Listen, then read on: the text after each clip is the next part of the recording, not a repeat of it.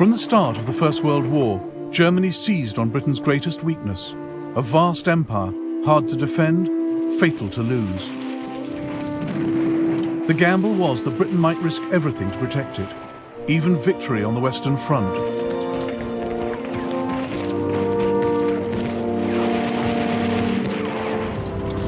War for Europe meant war for the world.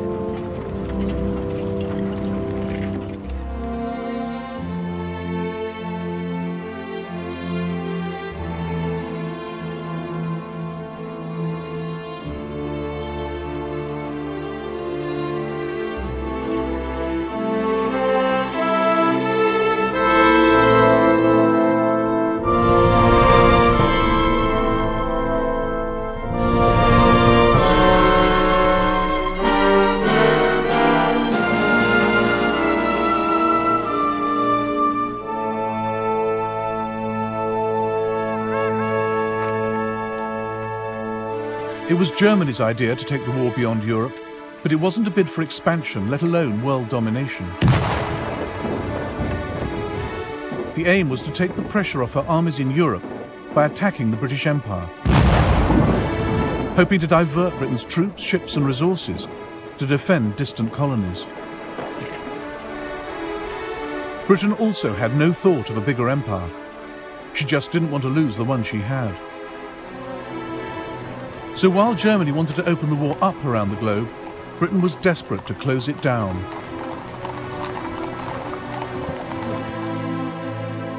Maurice Hankey, Secretary of the Committee of Imperial Defence, realised the empire was Britain's Achilles heel and warned against letting Germany use it to distract Britain from her war effort. Forces must not be diverted to minor operations, to the prejudice of the concentration in the main theatre and the safety of the trade routes.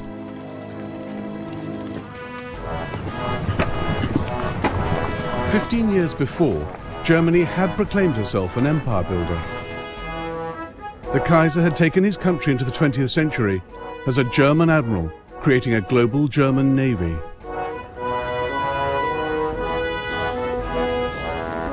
Weltpolitik was the big idea, a policy of overseas imperialism, the brainchild of his foreign secretary, Bernhard von Bülow.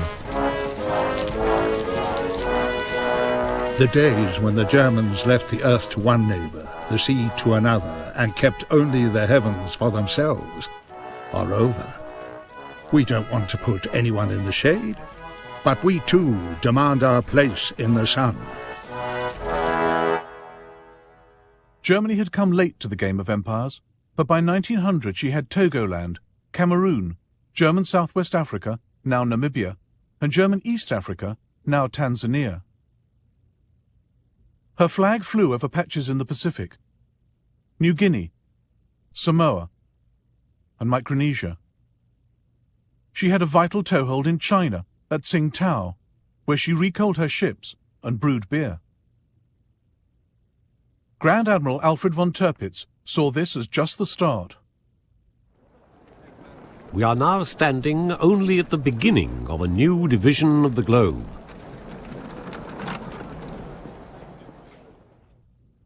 Germany alarmed the world with her imperial tub-thumping.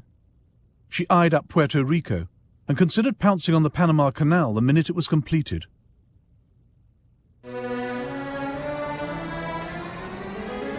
But the boldest of all the Kaiser's schemes was Operational Plan 3. The East Coast is the heart of the United States, and this is where she is most vulnerable. New York will panic at the prospect of bombardment. By hitting her here, we can force America to negotiate.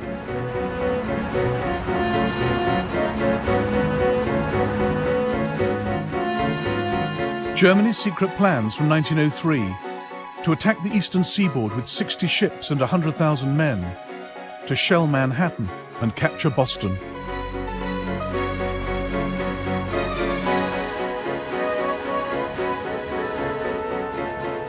The outlandish scheme was driven by the Kaiser's resentment of America's growing power in the Pacific.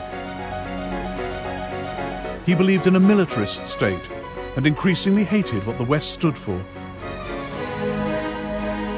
Service to mammon, greed, self-indulgence, land-grabbing, lying, treachery, and not least murder. The Kaiser thought capitalism was vulnerable, that a strong enough attack on its international systems of trade, credit and insurance could bring the edifice tumbling down. Operational Plan 3 was dropped, but not the hostility towards capitalist empires.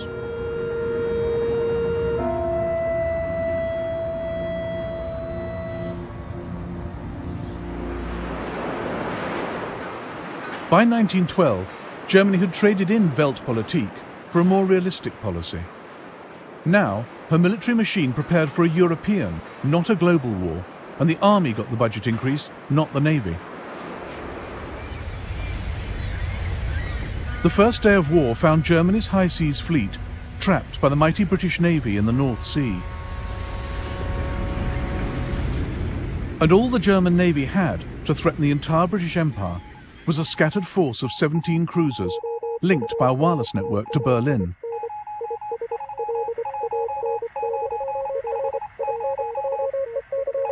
There was the Königsberg off East Africa, the Goeben and the Breslau in the Mediterranean, the Dresden and the Karlsruhe in the West Indies, the Leipzig off the west coast of America. But the greatest concentration of cruisers was Admiral Graf von Spee's powerful East Asiatic Squadron, based at Tsingtao in China.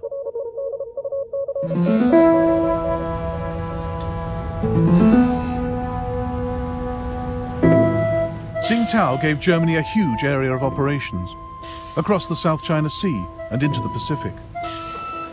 Seizing it would cut the squadron's lifeline. Britain saw the urgency, but lacked the resources. So, 2 days into the war, she turned to her ally Japan.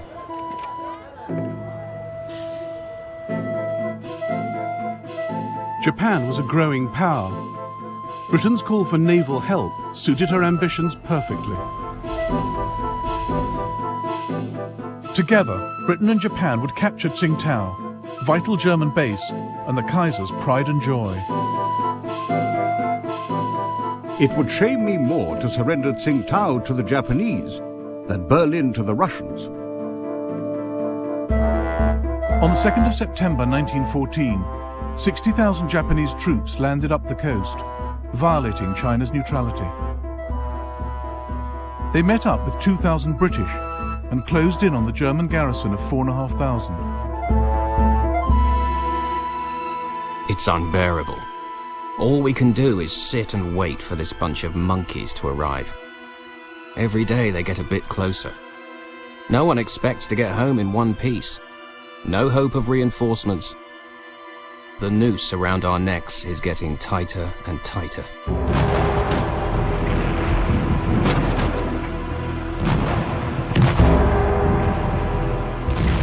For a solid week, the Japanese battered Tsingtao. On the 7th of November, they entered the town in triumph. Some Germans sneered at the token British force for getting the Japanese to do their dirty work. The brave British.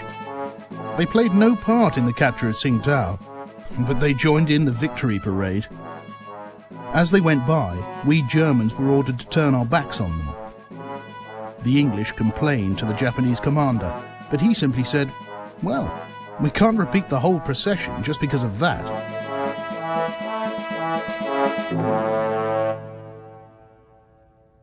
The capture of Tsingtao gave Japan a launch pad to pursue her empire building. Within weeks, she demanded territory and trading rights from China.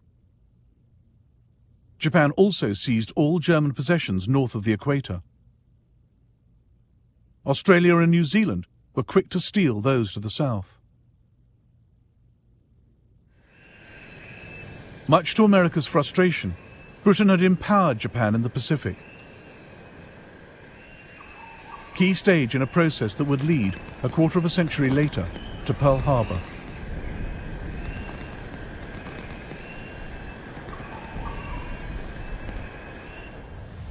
Germany's loss of Tsingtao, far from neutralizing Spee's squadron, ensured its destructive power would be felt around the globe.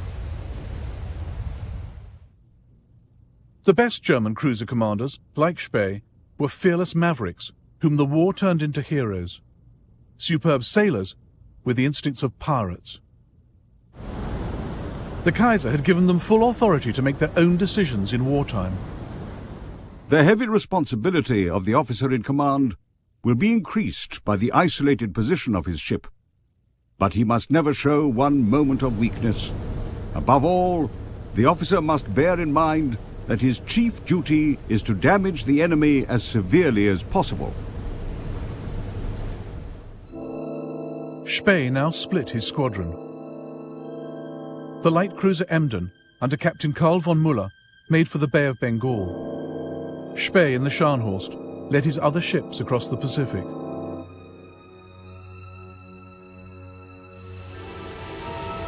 I'm quite homeless. I cannot reach Germany. I must plough the seas of the world, doing as much mischief as I can.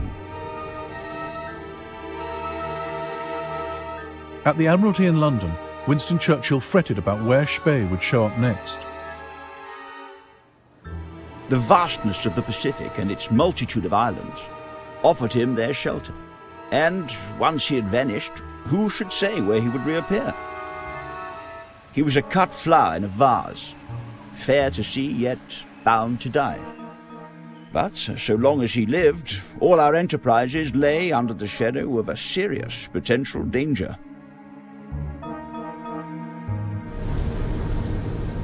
Spee had a constant worry.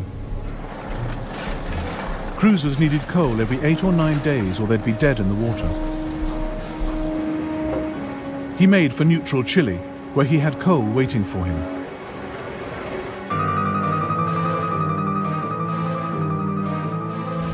On the 1st of November 1914, he ran into a British fleet off Coronel.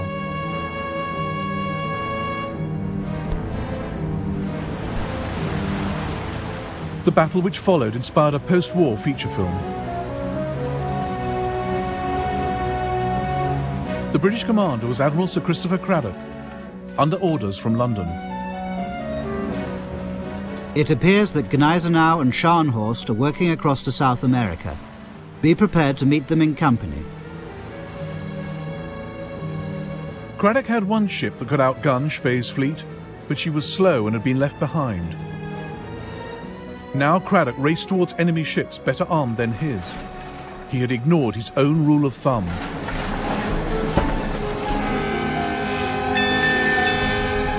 A naval officer should never let his boat go faster than his brain. I immediately ordered Scharnhorst and Gneisenau to go full steam ahead, and within 15 minutes I was racing against heavy seas at 20 knots and came to lie parallel with him.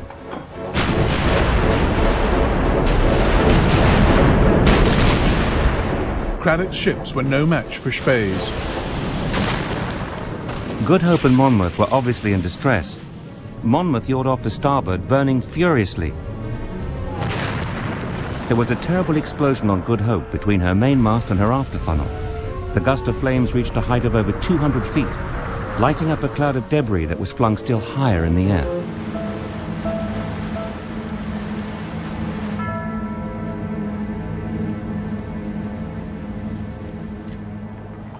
"1,600 British sailors were lost.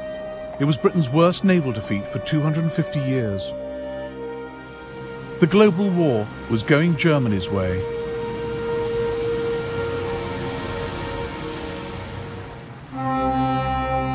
It is only when you get to see and realize what India is, that she is the strength and the greatness of England. It is only then that you feel that every nerve a man may strain, every energy he may put forward, cannot be devoted to a nobler purpose than keeping tight the cords that hold India to ourselves.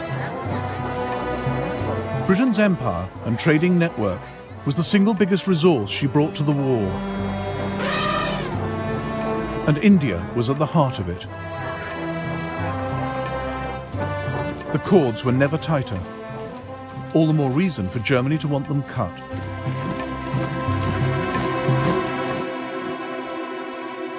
These slender lines on the map were now the focus of intense study in the British and German admiralties, in the chart rooms of warships.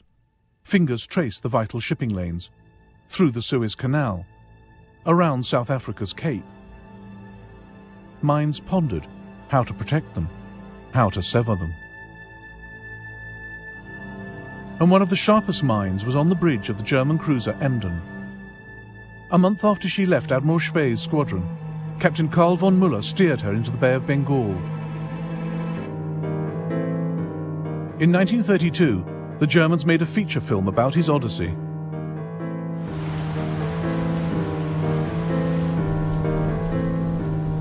He had an indescribable power over the entire crew. He never gave orders, he just expressed a wish. From the moment he took command of the ship, he never left the bridge again. This is where he stood, slept, sat, studied the maps. This is where he wanted to be, stand or fall.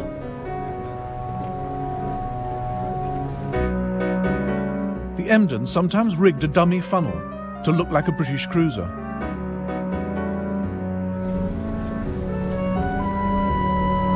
A large steamer appeared dead ahead, and thinking we were an English man of war, was so overjoyed at our presence that she hoisted a huge British flag. I'd like to have seen the look on her captain's face when we hoisted our flag and invited him most graciously to tarry with us a while. Captain Müller became famous for taking all crew and passengers safely onto the Emden before sinking their ship. We always allowed them time to collect and take with them their personal possessions. They usually devoted most of this time to making certain that their precious supply of whiskey was not wasted on the fishes. Müller regularly released his grateful captives.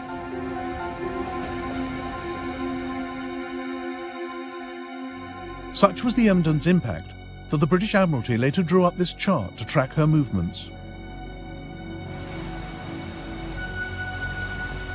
Müller even had the audacity to steam into the Indian port of Madras, as a crew member recorded in his diary. 22nd of September 1914, 9:30 p.m. The Emden sneaks closer, then fires 125 shots. Some hit boats in the harbour. Huge columns of fire rise above the oil tanks. The coastal defences open fire, but they all fall short. 23rd of September. We are now 100 miles away. We can still see the fires at Madras.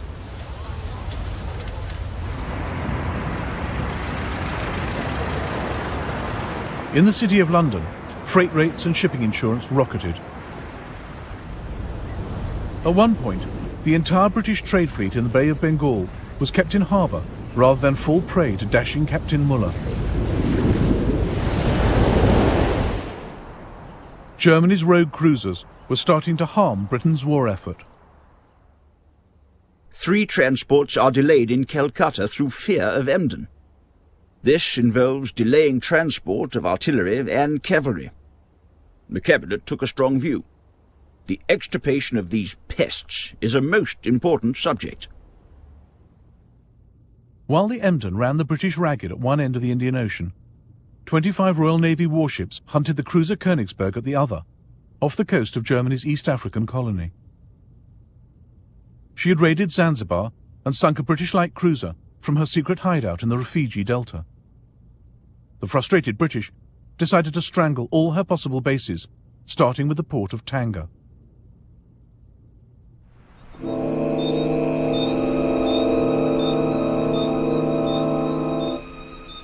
On the 2nd of November 1914, the British steamed into this bay. In the global war, imperial powers got others to do their fighting. Most of the British troops were Indian.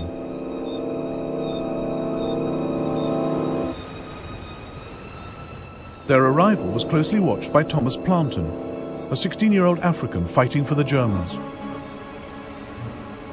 The approaching British ships had all their lights blazing and seemed to be making no attempt to conceal their presence. We were in position with machine guns, waiting in ambush for them, and many of them were killed when they started to come ashore. A lot of them were killed before they even got out of the water.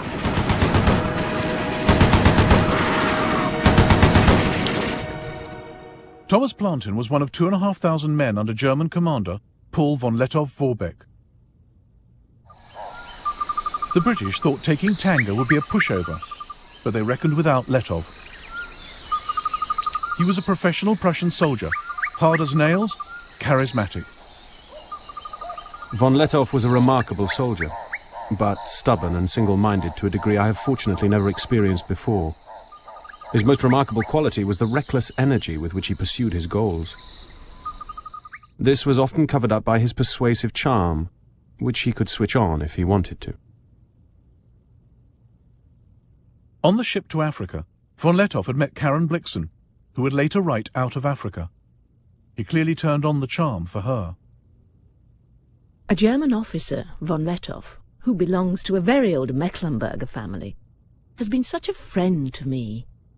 You should hear how they talk about him out here, as the greatest genius of the age. Despite losing men during the landing, the British now threatened Tanga. Governor Schnee ordered Lettow to evacuate the town, rather than see it destroyed. But Lettow had come to Africa to fight. It was crucial to prevent the enemy from gaining a foothold in Tanga, thus giving him a base from which to advance north. I couldn't let the governor's order to spare Tanga take precedence over this priority. Lettow wrecked the British positions himself, on his bicycle. He also called in reinforcements. 3 companies of German troops came by rail to Tanga. Here, on the 4th of November 1914, they met the British Indian soldiers, raw and poorly trained.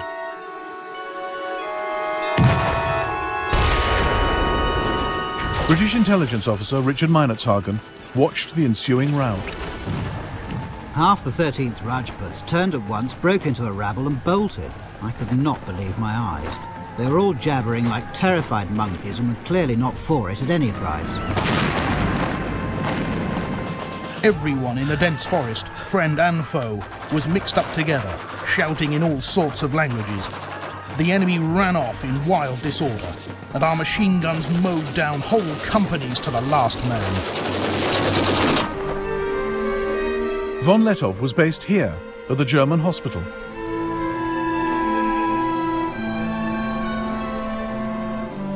After 2 days of heavy fighting, the British sent Richard Meinertzhagen to negotiate a surrender. The Germans were kindness itself and gave me a most excellent breakfast, which I sorely needed. We discussed the fight freely as though it had been a football match. It seemed so odd that I should be having a meal today with people whom I was trying to kill yesterday. It seemed so wrong, and made me wonder whether this really was war, or whether we'd all made a ghastly mistake. The German officers were all hard-looking, keen and fit. They treated this war as some new form of sport.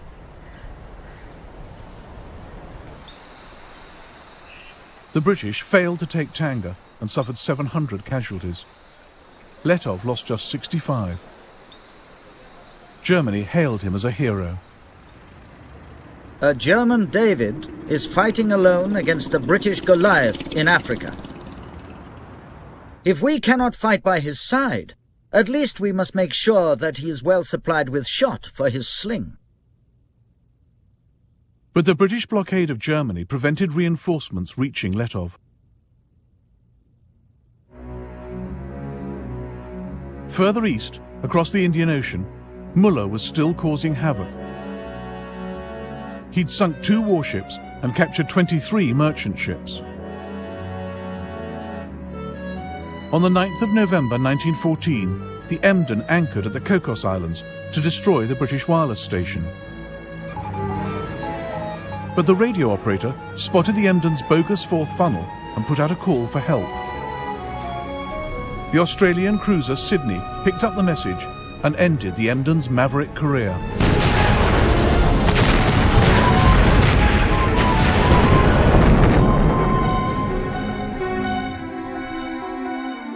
Captain Muller was taken prisoner, He and the other survivors were well looked after. Dear loved ones, I'm well and healthy. The British were very friendly. They took loads of photos of us and asked for our addresses to send us the snaps. Yours, Walter.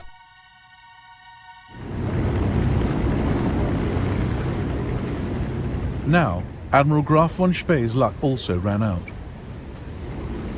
Britain took the risk of detaching 2 of her latest battlecruisers from the crucial North Sea blockade of Germany to deal with him. On the 8th of December 1914, German commander Hans Pochhammer sighted their huge masts as they recoaled in Port Stanley on the Falkland Islands. He realized the Germans were outgunned and outpaced.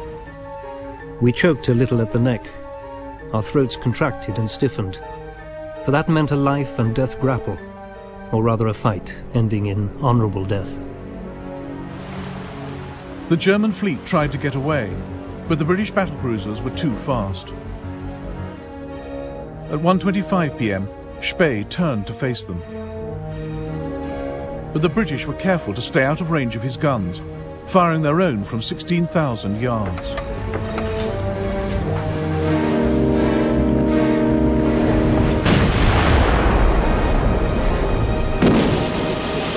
Lieutenant Harry Bennett on HMS Canopus watched what happened and painted these watercolours. At 4:17 p.m, the Scharnhorst went down with Admiral von Spee and all hands.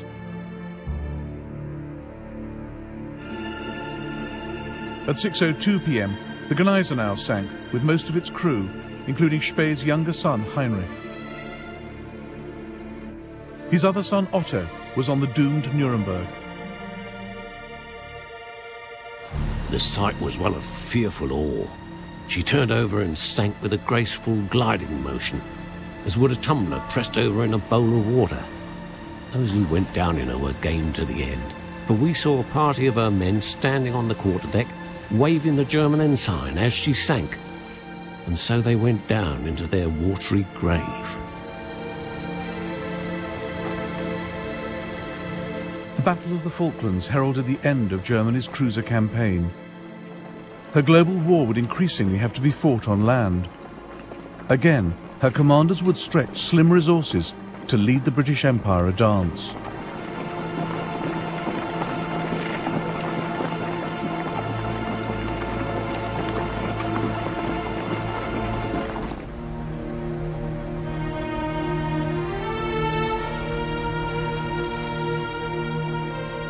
The Suez Canal presented a rare opportunity for Germany to harass the British Empire.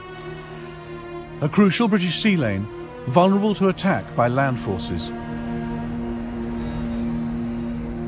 But Germany couldn't spare any men from the Western Front, so Berlin turned to Ottoman Turkey, her ally since November 1914.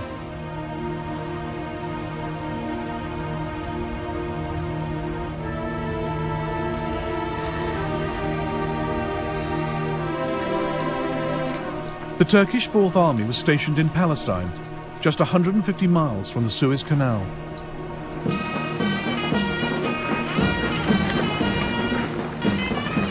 The Turks agreed to help capture Suez, assigning these 19,000 troops.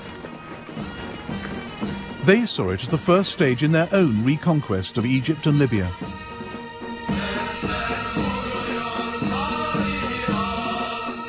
We marched at night and only by moonlight.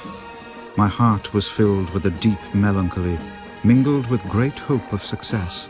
At the sound of the song, the red flag flies over Cairo, to the accompaniment of which the advancing battalions forged ahead over the endless waste of desert, feebly illuminated by the pale gleam of the waxing moon.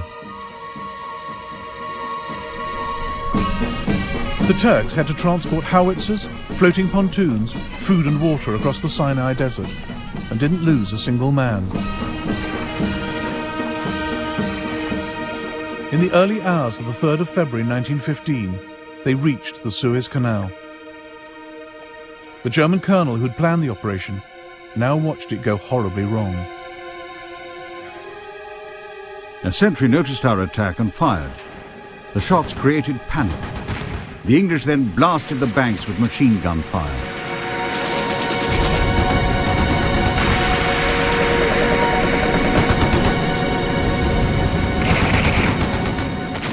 The Turks found the canal defended by 9 British warships and 30,000 Indian troops dug into defensive positions. The Ottoman troops suffered 1,200 casualties. The survivors retreated across the desert.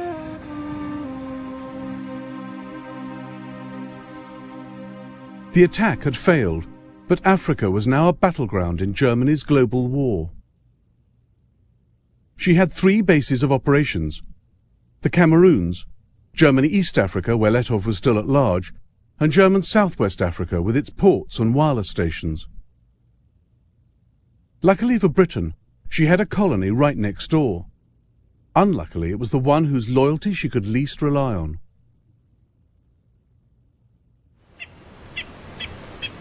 The Union of South Africa was racially diverse. Blacks, Boers, and British settlers. Just 15 years before, Britain had fought a long, bloody war against the Boers. Many still had little love for Britain. Their loyalty could not be counted on. As one commander told South Africa's Prime Minister, Louis Botha, "My men are ready. Whom do we fight? The English or the Germans?" But South Africa was ideally situated to launch an attack on German Southwest Africa. British Colonial Secretary Lewis Harcourt took the gamble. If your ministers desire and feel themselves able to seize such part of German Southwest Africa as will give them the command of the wireless stations there, we should feel this was a great and urgent imperial service. South Africa's government readily agreed because it had mini-imperial ambitions of its own. It wanted to seize German Southwest for itself.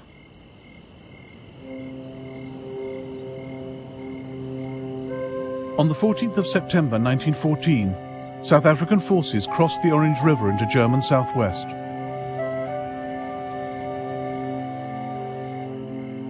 But the Germans were one jump ahead, as the South Africans found out when they paused at the watering hole of Sandfontein.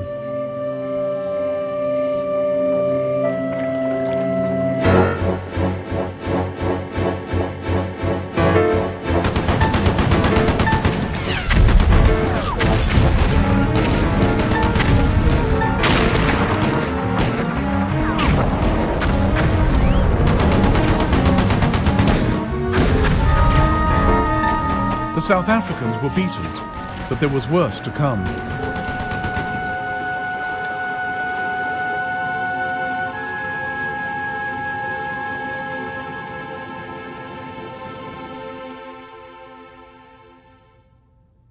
Part of South Africa now rose up in armed rebellion. Commanding the forces in the Northern Cape was Manie Maritz. Fearless and uncompromising, Maritz had fought a vicious guerrilla campaign against Britain in the Boer War. His sympathies lay entirely with Germany. I received a telegram ordering me to take a large commando into German Southwest Africa. I was determined not to fight on behalf of the British Empire, and my officers and troops were in full accord with me. In October 1914, Manie Maritz crossed the Orange River into German territory at Squeet Drift to enlist German support.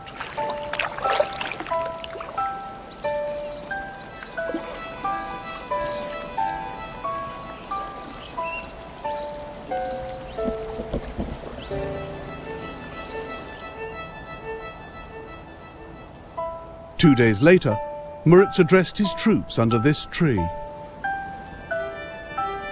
Now, men, we don't want to be ruled by the Jews and the financiers of England. General Beyers, General de Wet and myself have decided to form an independent South African Republic and have entered into an agreement with the governor of German Southwest Africa. They will provide us with arms and ammunition, guns. On this step depends the freedom of the masses of the country.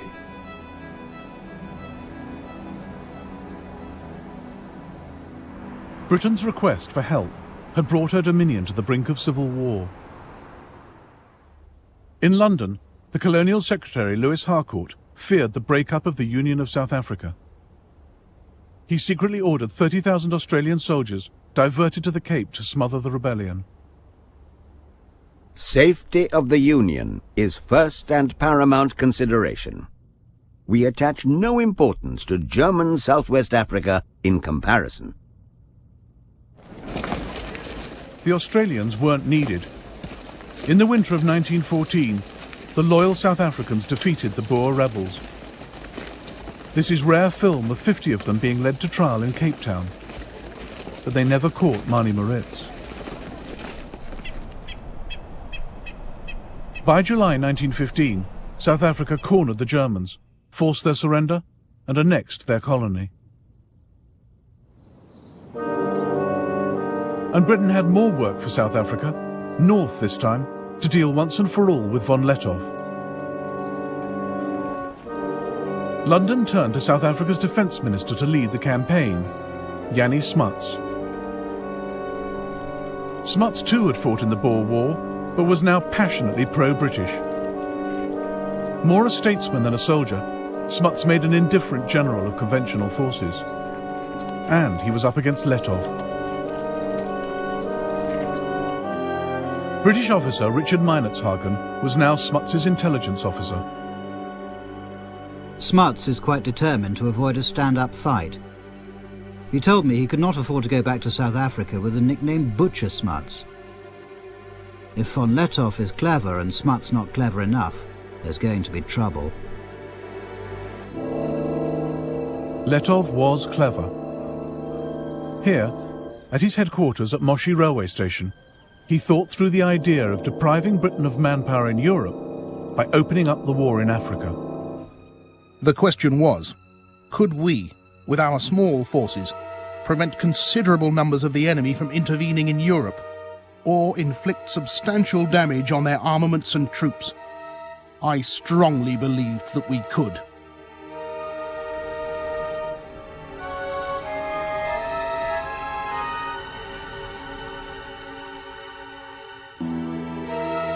By August 1916, Lettow had become expert at his cat-and-mouse game. Von Lettow is slippery and is not going to be caught by manoeuvre. He knows the country better than we do.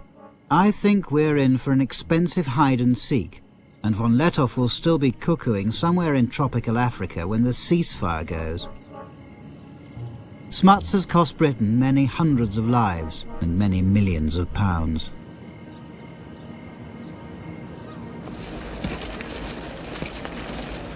Lettow ran his force of up to 15,000 soldiers, mostly black, on scrounging and improvisation. No supplies from Germany reached him after March 1916, but he made a little go a long way, as Ludwig Deppe, one of his medical officers, noted. When there was no ammunition, Lettow would try to produce his own cartridges. If the men asked the commander for weapons or clothes, they were told, "Take it from the enemy." Lettow made war at cost price. You'd have been justified in displaying this war at a country fair with a for sale sign. Cheapest war in the world.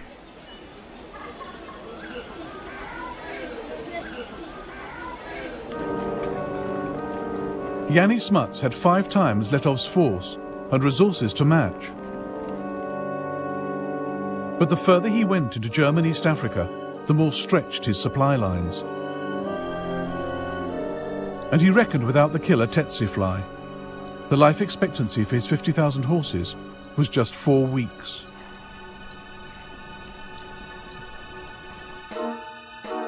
Torrential rain, mud, dust and boiling heat further slowed his progress. Intelligence was sketchy, maps inadequate. Telephone cable often had to be raised to 8 meters to avoid damage by giraffes. Thus is like warfare of bygone days. We come along where no road had ever been, where probably white man had never trod before. The river is in flood and we can't get across. On the other side, the German patrols are watching us, but the crocodile hold the peace between us very successfully.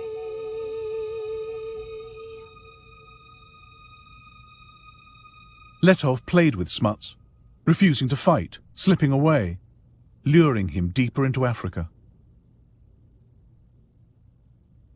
As they went, they spread the war's grief and destruction, dragging in more and more of the people of Africa.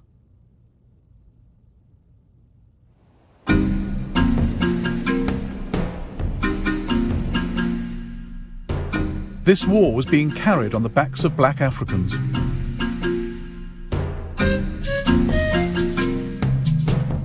For the Letov campaign alone, the British recruited over 1 million black porters. 1 in 5 died from malnutrition and disease, death rates comparable with those on the Western Front. They endured their ordeal quietly.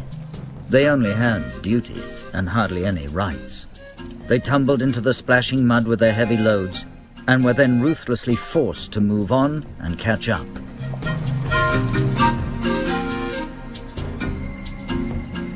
Oh, the Lindy Road was dusty, and the Lindy Road was long. But the chap what did the hardest graft, who could not do but wrong, was the Cavarondo Porter, with his Cavarondo song. It was, "Come here, Porter." It was, "Amera, here, get." And Amera didn't grumble. He simply did his bit.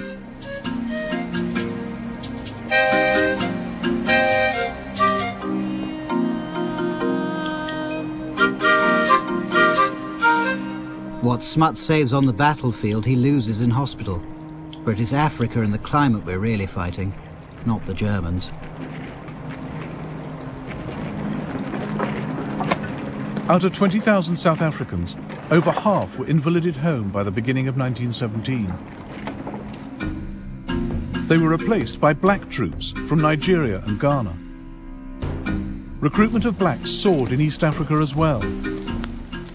Over the course of the war, the King's African Rifles rose from 3,000 men to 35,000.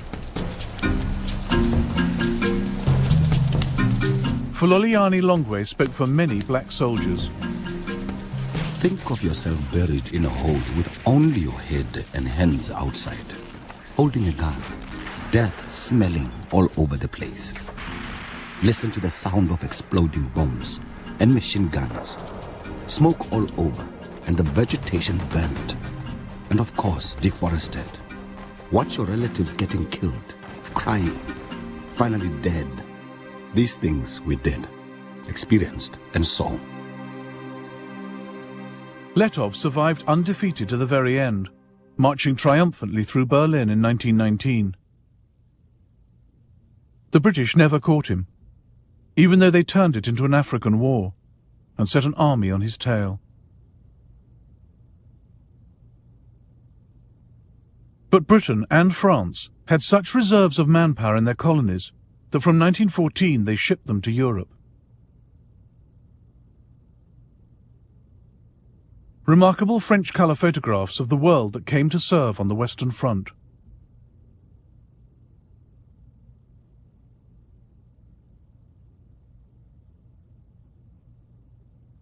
French General Charles Mangin had calculated that France could raise up to 300,000 from her empire for Europe. No one believed him.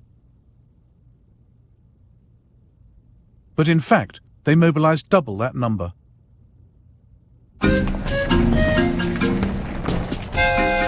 Black troops have precisely those qualities which are demanded in the long struggles of modern war.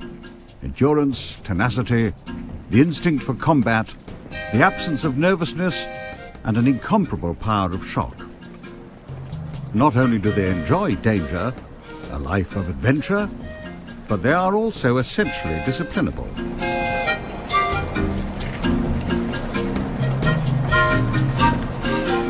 People started hiding and running away from the camp. There were all kinds of illnesses, even psychological illness.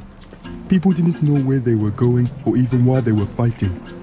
There were rumors that we would never come back, that we are going to be sold as slaves.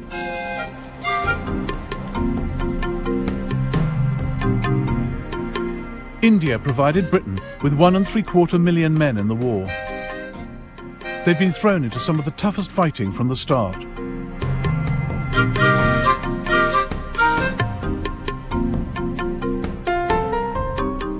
One Indian wrote to a friend, "The war is a calamity on 3 worlds and has caused me to cross the seas and live here. The cold is so great that it cannot be described. We have not seen the sun for 4 months. Thus we are sacrificed. I have neither sleep by night nor ease by day. There can never have been such a war before, nor will there ever be again."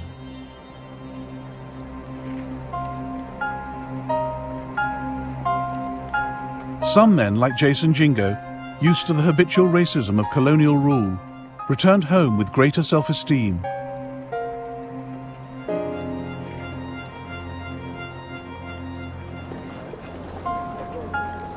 We had liked our time in France. It was our first experience of living in a society without a color bar. We were different from the other people at home. Our behavior, as we showed the South Africans, was something more than they'd expected from a native. We had copied the manners and customs of the Europeans, and not only copied, we lived them.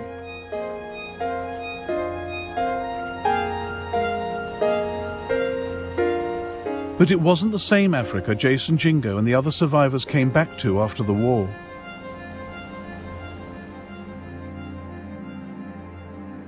The empires which once carved it up had now turned parts of it into a wasteland, as German medic Ludwig Deppe realized. Behind us we leave destroyed fields and, for the immediate future, starvation. We are no longer the agents of civilization. Our path is marked by death, plundering, and deserted villages.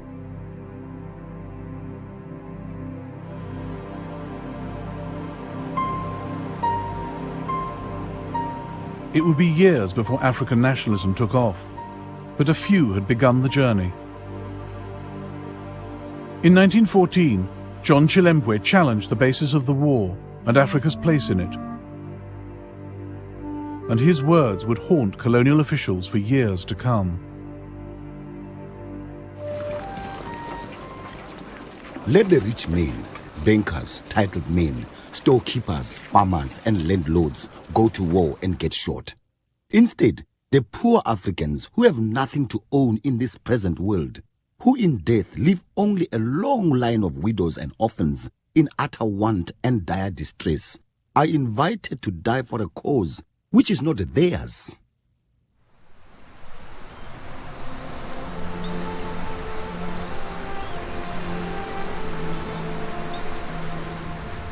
Germany had fought a remarkable global war,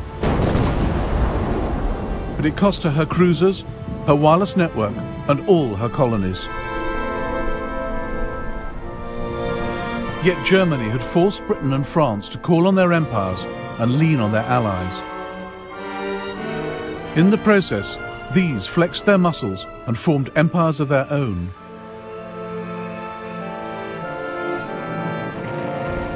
The First World War saw the last scramble for Africa. And the ideas the Kaiser had so hated, land grabbing, avarice and capitalism, had in fact been spread wider. For the moment, imperialism looked more successful than it had ever been.